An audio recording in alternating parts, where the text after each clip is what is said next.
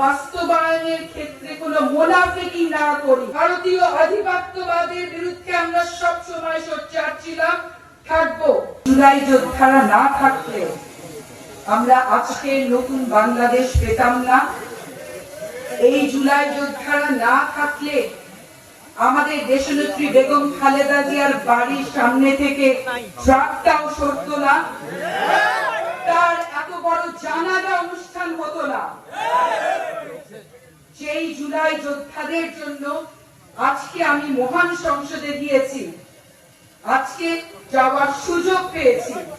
আপনারা দোয়া করবেন যেন সংসদে গিয়ে জুলাই সনদ বাস্তবায়নের ক্ষেত্রে কোনো মুনাফিকি না করি। যাদের রক্তের উপর দাঁড়িয়ে আজকে আমরা ক্ষমতায়, সেই ক্ষমতার সাথে বেঈমানি গাদ্দারি যেন না করি।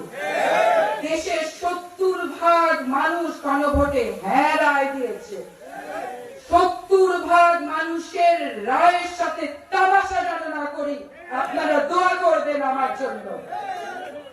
এবং পঞ্চগড় একটি সীমান্তবর্তী এলাকা।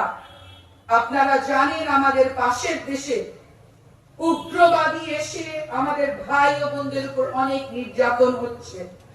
এর ফলে পুশিন হতে পারে, সীমান্তে হত্যা বেড়ে যেতে পারে।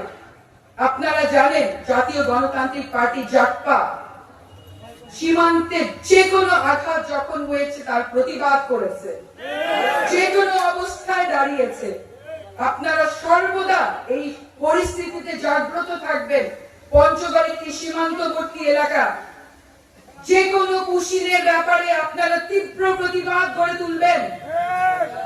ভারতীয় আধিপত্যবাদের বিরুদ্ধে আমরা সব সময় সোচ্চার ছিলাম, থাকবো।